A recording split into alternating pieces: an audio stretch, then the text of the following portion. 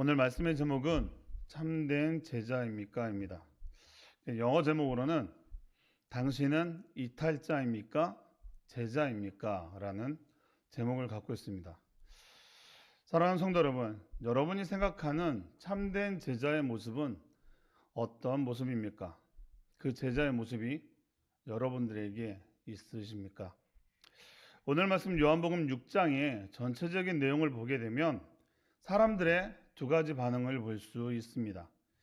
먼저 오병이어의 기적을 베푸신 예수님을 보고 그들이 한 행동은 이분이 선지자다, 이분이 우리의 왕이다 라고 말하며 예수님을 왕으로 삼으려 했습니다. 6장 15절에 이렇게 말씀하고 있어요. 그러므로 예수께서 그들이 와서 자기를 억지로 붙들어 임금으로 삼으려는 줄 아시고 다시 혼자 산으로 떠나가시니라. 사람들은 표적을 일으키신 예수님을 자신들을 해방시켜 주실 왕으로, 인간 왕으로 삼으려 했다라는 겁니다. 그래서 예수님을 따랐다라는 거예요. 그런데 그 사람들은 예수님이 자신이 누구이신지를 알려주시는 31절 말씀 이후에는 그들의 모습이 달라지기 시작합니다. 그리고 42절에는 또 이렇게 말을 하고 있어요. 이르되 이는 요셉의 아들 예수가 아니냐? 그 부모를 우리가 아는데 자기가 지금 어찌하여 하늘에서 내려왔다 하느냐. 자신들의 생각으로는 그냥 평범한 목수의 아들로 알고 있는데 하늘에서 왔다고 하니 의아할 수밖에 없었던 것이죠. 이후의 말씀을 이어가며 더 자세히 자신이 누구인지 말씀하시자 그들은 예수님의 말씀이 어렵다라고 말하고 오늘 본문의 말씀의 반응이 나타난 겁니다.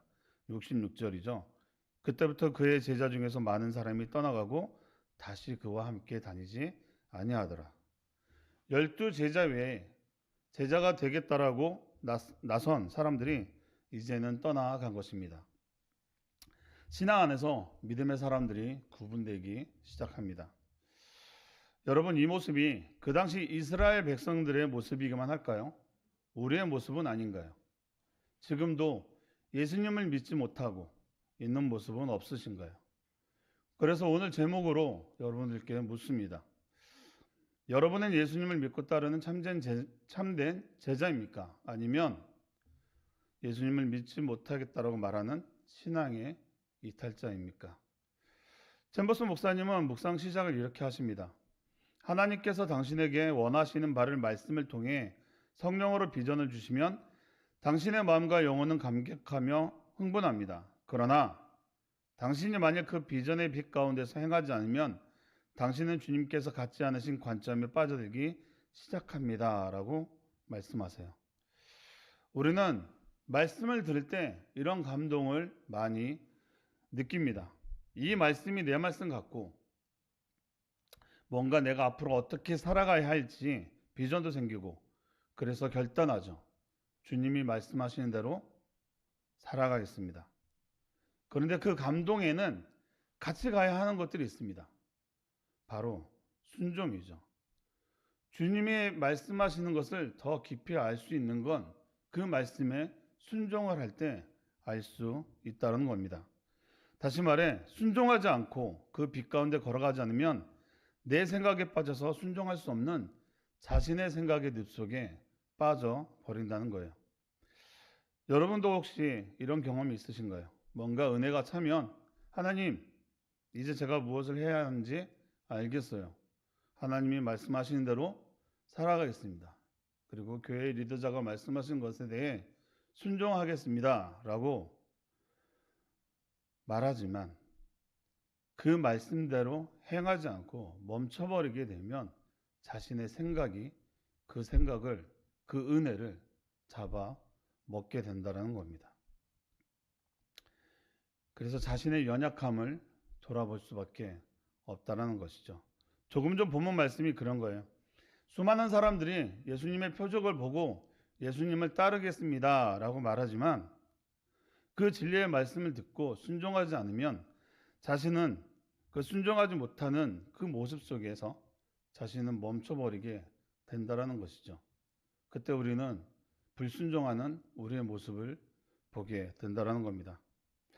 그래서 오늘 묵상에서 주께서 주신 하늘의 비전에 불순종할 때 어떤 일이 일어난다 말합니까?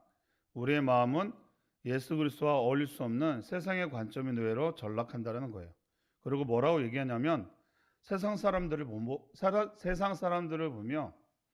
저런 관점들을 가지고 형통하는 것을 보니 나라도 저런 관점을 갖지 말라는 법이 어디 있어? 라고 말이죠. 사랑하는 성도 여러분, 하나님 앞에서 불순종할 때 우리의 관점이 어떻게 변한다라고요? 세상의 관점으로 변한다는 겁니다. 우리의 눈높이의 기준이 세상 사람들이 되어버렸다고 말하는 겁니다.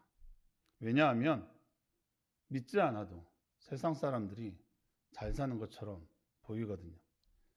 그런데 우리가 놓치고 있는 것이 있습니다.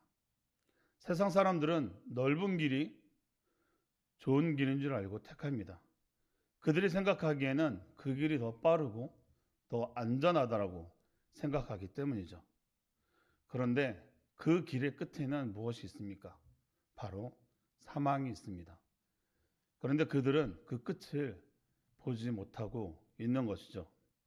그러나 믿음의 사람들인 우리가 가야 하는 길은 좁은 길이고 때로는 고난의 길일 수 있지만 그 길의 끝에는 예수 그리스도께서 주시는 영원한 생명이 있다라는 겁니다. 그러니 우리가 어떤 길을 택해야겠습니까? 당연히 주님이 주시는 그 빛 가운데로 걸어가야 하는 것이죠. 그런데 문제는 우리가 이 모든 것에 대해서 잘 알고 있다라는 겁니다. 그 길을 가야 하는 가는 것이 맞다는 것을 알매도 우리가 경험하게 되는 부분들이 있죠. 바로 그 길을 감에 있어서 내 생각과 주님의 생각이 충돌하는 그 지점을 만나게 된다라는 거예요. 그래서 챔버스 목사님은 더 자세하게 말씀하고 있습니다. 만일 우리가 즐겨하던 어떤 가치관이 하늘의 비전과 상충될 때 여전히 그 가치관을 지키려고 하나님과 다툰다면 당신 마음속에서 뭔가 자라나기 시작할 것입니다. 곧 물질에 대한 소욕과 자기 주장과 예수 그리스도께서 무가치하게 여기시는 것에 대한 욕심입니다. 라고 말씀하세요. 이 욕심에 대해서 누가복음 12장 15절에는 이렇게 말하고 있습니다. 그들에게 이르시되 삼가 모든 탐심을 물리치라. 사람의 생명이 그 소유에 넉넉함에 있지 아니하리라 하시고, 탐심을 물리치라고 말씀하세요. 그것도 일부가 아닌 모든 탐심을 물리치라 말씀하십니다. 사랑하는 성도 여러분, 이 탐심은 단순히 돈을 사랑하는 마음, 물질을 추구하는 마음을 말하고 있는 것이 아니에요.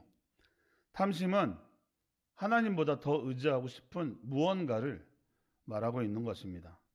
이 말이 무엇이냐면 탐심이 우선순위에 있다라는 겁니다. 그런데 하나님보다 앞서는 그 우선순위는 우리는 무엇이라고 하나요? 우상이라고 하죠. 탐심은 우리가 우상 숭배를 하고 있다라는 겁니다. 누가복음 12장 15절은 바로 그것을 말하고 있는 겁니다. 생명은 소유의 넉넉함에 있지 않다. 생명은 그리스도에게 있고 그분의 말씀에 순종함으로 나아가는 자에게 영원한 생명이 있다라는 겁니다. 많은 군중들이, 제자들이 떠나간 이유가 자신들이 예수님을 따랐을 때 생각했던 것보다 이득이 없을 것 같으니 그들은 예수님을 떠난 것이죠. 그러니 우리 사랑하는 성도 여러분, 우리도 이제 결단을 해야 합니다. 우리가 주의 길을 갈 때 내 생각과 주님의 생각이 부딪힌다면 어떻게 해야 한다고요? 생명의 길, 주님이 주시는 그 빛 가운데 그 길로 가야 한다라는 겁니다. 그 길은 좁지만 그 길이 평강의 길이라는 거예요. 그런데 여러분, 그런 물질이 안 필요하냐라고 묻는다면 물질은 당연히 필요합니다. 우리 교회가 올 한 해 많은 일들을 해왔을 때 필요했던 것도 물질이었습니다. 중요한 건 우리가 소유하고 있는 이 물질의 주인이 누구냐를 알 때 그 물질을 가치 있게 쓸 수 있다는 거예요. 물질을 많이 갖고 있으면 안전하고 든든할까요? 누가복음 12장 15절 이후에 16절부터는 어리석은 부자의 모습을 비유로 말씀하십니다. 하나님은 그 부자에게 풍성함을 허락하셨습니다. 문제는 그 풍성함이 그에게 들어왔을 때 그의 방향이 달라졌다라는 거예요. 17절에 이렇게 말씀하고 있습니다. 심중에 생각하여 이르되, 다른 말로 말하면 내 생각에는, 하나님께서는 그에게 풍성함을 주셨지만 그는 하나님께 감사하지 않았고 기도하지 않았습니다. 그 물질을 허락해 주신 하나님을 바라보지 않았습니다. 그 부자의 관심은 오직 더 많이 쌓는 것, 안전하게 오래 누리는 것, 그 계획뿐이었습니다. 그의 생각에는 하나님은 없었습니다. 18절과 19절을 보면 더 잘할 수 있는 것이 반복되어지는 단어들이 있습니다. 제가 읽어드릴 때 어떤 단어들이 반복되는지 한번 들어보십시오. 또 이르되 내가 이렇게 하리라. 내 곡간을 헐고 더 크게 짓고 내 모든 곡식과 물건을 거기에 쌓아두리라. 또 내가 내 영혼에게 이르되 영혼아 여러 해 쓸 물건을 많이 쌓아두었으니 평안히 쉬고 먹고 마시고 즐거워하자 하리라 하되. 어떤 단어가 반복되어지는지 느껴지시죠? 내가. 나만 있고 하나님은 없습니다. 탐심은 결국 하나님을 대신하여 내가 왕이 되는 것을 말하고 있는 겁니다. 그래서 하나님은 그에게 말씀하십니다. 20절과 21절을 보면 하나님은 이르시되 어리석은 자여 오늘 밤에 내 영혼을 도로 찾으리니 그러면 내 준비한 것이 누구의 것이 되겠느냐 하셨으니 자기를 위하여 재물을 쌓아두고 하나님께 대하여 부유하지 못한 자가 이와 같으니라. 우리가 이 말씀은 좀 깊이 생각해 볼 필요가 있습니다. 하나님께 대하여 부유하다는 것은 무엇을 말할까요? 그것은 비전의 빛 가운데 걸어가는 것, 말씀에 순종하는 것, 성령의 인도하심에 나아가는 것을 말합니다. 소유의 넉넉함이 아니라 말씀에 대한 순종이 생명을 지킨다는 겁니다. 그래서 누가복음 14장 33절에는 이렇게 말하고 있습니다. 이와 같이 너희 중에 누구든지 자기의 모든 소유를 버리지 아니하면 능히 내 제자가 되지 못하리라. 사랑하는 성도 여러분, 우리는 하나님이 무가치하게 생각하는 것들을 향해 나아가고 있는 어리석은 자들은 아닙니까? 여러분들은 어떤 방향을 향하여 나아가고 있습니까?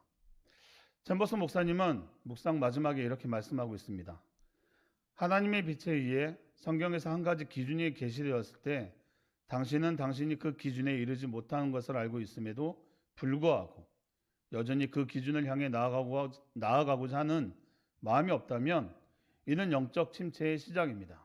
그 이유는 당신의 양심이 더 이상 진리에 반응하지 않기 때문입니다. 진리를 알고 난 후에는 당신의 인생은 결코 같을 수 없습니다.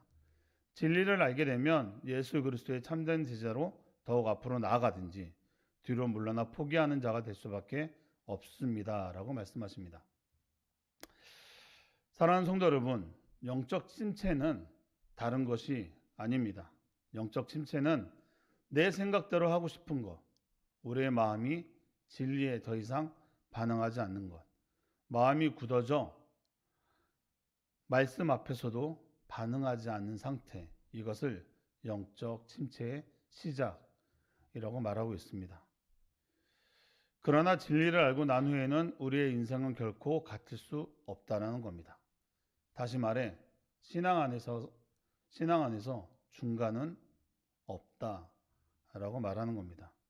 빛을 보고 앞으로 가든지 빛을 거절하고 뒤로 물러서거나 주님의 빛으로 인도하는 초청장을 우리에게 보내셨을 때 그 초청을 거부하는 마음이 생긴다면 그것이 영적 침체의 시작이라는 것이고 진행되고 있다는 것입니다. 그러면 어떻게 해야 합니까? 그 거부하는 마음을 거절하고 빛 가운데로 나아가야 하는 것이죠. 여러분, 영적 침체는 죄의 결과가 아니라 순종하지 않음의 결과이기 때문입니다. 오늘 말씀을 준비하며 여러 가지 생각이 들었습니다. 나는 하나님 앞에 어떤 제자인가? 올 한 해가 이제 마무리되고 있는 과정 가운데 하나님은 왜 이 말씀을 우리에게 주시는 걸까? 챔버스 목사님은 왜 이 말씀의 제목으로 다시 한번 우리에게 이 말씀을 주시는 걸까? 어떤 것을 우리가 알기를 원할까라는 생각이 들었습니다. 근데 묵상을 하다 보니 그런 마음이 들었습니다. 우리가 2026년을 시작할 때 어떤 모습으로 시작을 해야 하는가? 그것은 지금까지 혹시 참 제자의 모습이 아니었다면 다시 한번 우리를 돌아보고 하나님이 기뻐하시는 제자의 모습으로 2026년을 시작하라는 의미가 아닐까라는 생각이 들더라고요. 그런데 여러분, 우리의 가치관과 충돌하는 일들을 우리에게 정말로 또 다가오고 또 겪게 된다면 오늘 우리 말씀을 기억하며 우리가 그 가치관과 충돌할 때, 우리의 생각과 예수님의 생각이 충돌할 때 그 거부되는 마음을 거절하고 예수님이 이끄시는 그 방향으로 우리는 나가야 한다는 겁니다. 예수님은 군중이 떠나간 직후 남은 제자들에게 질문하십니다. 너희도 떠나려느냐? 예수님은 떠나는 자들을 붙잡지 않으셨습니다. 복음은 강요가 아닌 인격적인 결단이기 때문이죠. 여러분, 예수님의 참된 제자는 단순히 예수님을 알고 좋아하고 감동받는 사람이 아니라 그분의 말씀을 따라 살기로 결정하고 순종하는 사람, 그 사람이 예수님의 제자입니다. 그래서 오늘 말씀을 기억하며 다시 한번 저와 우리 자신에게 질문해 보시길 바랍니다. 나는 예수님의 말씀에 순종하는 참된 제자입니까? 아니면 내 생각에 갇혀 떠나려는 신앙의 이탈자입니까? 기도하겠습니다. 사랑의 하나님 감사합니다. 오늘 말씀 참된 제자입니까? 라는 제목으로 말씀을 선포하였습니다. 하나님, 나는 정말 하나님 앞에서 참된 제자입니까? 하나님이 기뻐하시는 그 삶을 올 한 해 살아왔습니까? 하나님, 만약에 그렇다면 정말 칭찬해 주시고 그렇지 못했다면 그것들을 깨닫고 내년에는 더욱더 하나님 기뻐하는 그 삶을 살아갈 수 있도록 인도하여 주시옵소서. 우리가 살아가면서 또 내 생각과 주님이 말씀하시는 것이 또 부딪힐 때가 있습니다. 그때 이제는 그 말씀을 붙잡고 순종하는 우리의 삶이 될 수 있도록 우리 각자에게 주님 인도하여 주시옵소서. 예수님 이름으로 감사하며 기도합니다. 아멘.